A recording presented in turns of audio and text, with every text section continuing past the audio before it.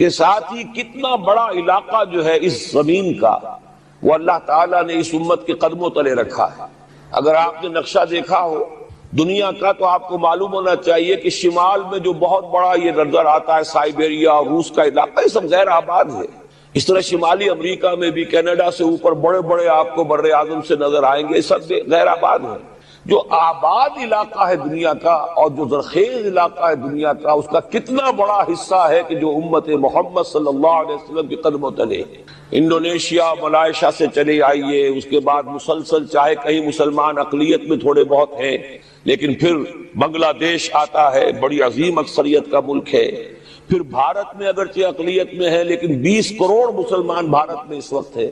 پھر جو پاکستان سے شروع ہوا سلسلہ، افغانستان، ایران، چلتے جائیے ادھر ترکستان، چینی ترکستان، روسی ترکستان، پھر آگے چلیے عالم عرب، افریقہ کا پورا شمالی علاقہ، افریقہ کا تقریباً سارا وسطی علاقہ، یہ سب کیا ہے؟ کتنا بڑا رقبہ ہے، اور ہر طرح کی نعمت اللہ نے دی ہے۔ اس میں نباتات بھی ہیں، اس میں معدنیات بھی ہیں، اور سب سے بڑھ کر آج کی دنیا میں جو اہم ترین شے ہے کہ پیٹرول جو ہے، تیل جو ہے، اس کے سب سے بڑے ذخائر وہ ہیں کہ جو مسلمانوں کے قدمے تلے ہیں۔ اتنی تعداد میں ہونے کے باوجود، اتنے وسائل کے پر بظاہر قابض ہونے کے باوجود، سوال یہ ہے کہ کیا آج دنیا میں امت مسلمہ کو عزت حاصل ہے یا یہ ذلیل ہے؟ اسے غلبہ حاصل ہے یا مغلوب ہے؟ اسے کوئی دنیا میں وقار حاصل ہے یا یہ بالکل بے وقار ہو کر رہ گئی؟ یہ بات ہے جو ہمارے سمجھنے کی ہے آج کیوں ذلیل کہ کل تک نہ تھی پسند، گستاخی فرشتہ ہماری جناب میں۔ اس وقت صورت یہ ہو چکی ہے، آپ کو معلوم ہے کہ ہر جگہ پر پسماندگی کا نشان مسلمان ہیں۔ ہمارے سارے وسائل پر دوسروں کا قبضہ ہے۔ ایک ہی شے رہ گئی تھی، تیل، خلیج کا تیل، اس پر بھی آ کر امریکہ کی فوجیں ان کے سر پر بیٹھ گئی ہیں۔ سارا کا سارا تیل اب ان کے قبضے میں۔ ادھر خلیج کے دہانے کے دونوں طرف وہ اپنے مورچے بنا رہے ہیں تاکہ یہاں کسی کا داخلہ نہ ہو سکے۔ بڑے بڑے جتنے لوگ ہمارے، ان سب کی دولت ان کے پاس ہے۔ کہنے کو تو سلطان اور برونائی دنیا کا امیر ترین آدمی ہے، لیکن دولت ہے کہاں اس کی؟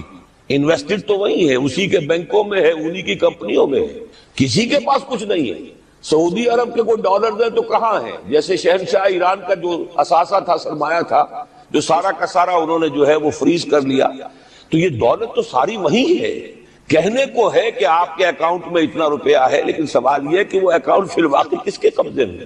پھر آپ کو معلوم ہے کس طریقے سے مسلمانوں کے ساتھ سلوک ہو رہا ہے۔ ہر جگہ پر جہاں چاہیں، جس طرح چاہیں انہیں ستا لیں۔ اور ان میں بھی سب سے بڑھ کر جو بات میں آپ سے کہوں گا، آج دنیا میں جتنے بڑے پیمانے پر محمد عربی صلی اللہ علیہ وسلم کی توہین و تذلیل ہوئی ہے، پوری انسانی تاریخ میں نہیں ہوئی۔ رشدی نے کتاب لکھی، بدترین حملے کیے۔ کیا رنگیلا رسول کتاب تھی جو لکھی تھی کسی ہندو نے، جس کو کہ ایک مسلمان نے پھر خنجر گھونپ کر اور ہلاک کر دیا تھا۔ وہ تو کچھ بھی نہیں تھی۔ اس کتاب کو رنگیلا رسول کو 100 سے ضرب دیجئے تو یہ کتاب بنتی ہے، سیٹنک ورسز، اور وہ ملینز نہیں بلینز کی تعداد میں شائع ہوئی۔ اس کے خلاف احتجاج اگر کسی نے کیا ہے تو ان کے اوپر جوتے پڑے ہیں، ان پر ڈنڈے پڑے ہیں۔ پوری مغربی دنیا اس کے پیچھے آ گئی ہے، سپورٹ کیا ہے۔ لے دے کے ایک ملک نکلا ایران، اس نے کم سے کم یہ کہ اس کے قتل کا فتویٰ تو دیا، لیکن کیا کرے، قتل کرنے کی تو نوبت نہیں آئی۔ پورا عالم عیسائیت اس کی پشت پناہ ہے، اس کی مدد کر رہا ہے۔ یہ اتنی بڑی توہین محمد رسول اللہ صلی اللہ علیہ وسلم کی اور آپ کی ازواج مطہرات کی، اور یہ بظاہر ایک ایسے شخص کے ہاتھوں جس کا نام مسلمانوں کا سا ہے، اس کا اتنا بڑے پیمانے پر ہونا، اور پھر یہ کہ مسلمان 120 کروڑ ہونے کے باوجود کچھ نہیں کر سکتے۔ میں وہ چیزیں نہیں گنوانا چاہتا کہ 15 لاکھ جو ہیں وہ ہمارے افغان بھائی جو ہیں انہوں نے جانیں دی۔ فائدہ کس کو پہنچا؟ تاحال امریکہ کو، کہ اس کی جو مد مقابل قوت تھی USSR وہ ختم ہو گئی۔ اسی طریقے سے جو کچھ کشمیر میں ہو رہا ہے، ہماری بے ہمیتی، بے غیرتی کا عالم یہ ہے۔ ہم کچھ اندر خانے تھوڑی بہت کو مدد کر کے سمجھتے ہیں کہ ہم نے فرض ادا کر دیا، جبکہ فرض تو یہ ہونا چاہیے تھا کہ ہم براہ راست اعلان کرتے اور انڈیا کو الٹیمیٹم دیتے کہ سٹاپ دس بزنس، یا یہ کہ پھر ہم سے جنگ ہے۔ جنگ کا نتیجہ تو پھر اللہ جس کو چاہے دے گا۔ اگر انسان اللہ تعالیٰ پر اعتماد رکھتا ہو، توکل رکھتا ہو، اپنے موقف کی حقانیت پر بھی اسے یقین ہو، تو کم من فئۃ قلیلۃ غلبت فئۃ کثیرۃ، تاریخ میں ہمیشہ ہوتا آیا ہے کہ چھوٹی قوتیں جو ہیں ان کو غلبہ اللہ نے عطا کیا ہے بڑی قوتوں پر، لیکن بے غیرتی کا عالم یہ ہے، بے حمیتی کا عالم یہ ہے، زبانی کلامی ہم سے بڑا ہمدرد کوئی نہیں مسلمانان کشمیر کا، جس لیڈر کو دیکھو بڑھ چڑھ کر بیان دے گا، لیکن عملاً ہم کیا کر رہے ہیں؟ یہ ساری صورتحال جو میں نے آپ کو بتائی ہے، ویسے تو اب یہ کہ اگر اس میں ایک خاکہ سا میں نے آپ کے سامنے رکھا ہے، اس میں رنگ بھروں تو ظاہر ہے کہ یہ پورا گھنٹہ اسی میں لگ جائے گا، لیکن جو اس کا اصل لب لباب ہے وہ یہ ہے کہ ہم اپنی جگہ بڑے خوش ہیں کہ ہم امت مرحوم ہیں، ہم تو امت محمد ہیں صلی اللہ علیہ وسلم، ہم تو اللہ کے پیارے ہیں، ہم اللہ کے لاڈلے ہیں، ہمیں اللہ کی شفاعت، ہمیں اللہ کے رسول کی شفاعت بھی ملے گی، جنت تو گویا کہ ہمارا پیدائشی مقام ہے۔ یہ سارے جو بھی ہمارے ذہنوں کے اندر ہیں خیالات، اور یہ جو ہمارے من گھڑت عقائد ہیں، آپ سوچئے کہ جب ہم جو آبجیکٹیو کنڈیشنز ہیں، گیون کنڈیشنز ہیں، جو سامنے کے حالات ہیں، ان سے جب تقابل کرتے تو معاملہ بہت مختلف ہے۔ یہ کیوں ہے؟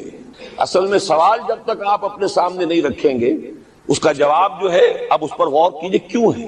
کیا اللہ تعالیٰ کو محمد الرسول اللہ کی عزت و حرمت پیاری نہیں ہے؟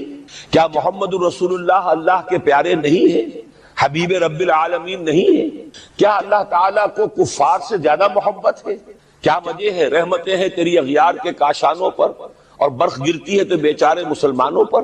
سائنس میں وہ آگے ہیں، مالیات پر ان کا شکنجہ کسا ہوا ہے پوری دنیا پر، تہذیب ان کی ہے، تمدن ان کا ہے، ہم تو ان کے کیمپ فالوورز ہیں، نقش قدم پر چل رہے ہیں، ہم تو ان کی صرف یہ کہ نقالی کر رہے ہیں۔ تو سوچئے وجہ کیا ہے؟ کیا اللہ کو کفر زیادہ پسند ہے اسلام سے؟ کیا اللہ کو محمد الرسول اللہ صلی اللہ علیہ وسلم کی عزت و حرمت کا کوئی خیال نہیں؟ سوچنے کی بات ہے۔ ظاہر بات ہے کہ ان سوالات کا جواب تو ہاں میں آپ نہیں دے سکتے، یقیناً ایسا نہیں ہے۔ بہرحال وہ کافر ہیں، وہ اللہ کو نہیں مانتے، اللہ کے رسول کو نہیں مانتے، چلیے اللہ کو کسی نام سے مان لیا، گاڈ کہہ دیا، لیکن اللہ کے رسول کو تو نہیں مانتے۔ ایمان کا سارا دار و مدار تو رسالت پر ہے، اللہ کے اس کلام کو تو نہیں مانتے، اور اس کے باوجود ان کے لیے عزت ہے۔ رحمتیں ہیں تیری اغیار کے کاشانوں پر، برف گرتی ہے تو بیچارے مسلمانوں پر۔ یہ ایک لمحہ فکریہ ہے، یہ سوچنے کی بات ہے کہ ایسا کیوں ہے۔ اس کا جو جواب میں یا بنی اسرائیل اذکروا نعمتی التی انعمت علیکم واوفوا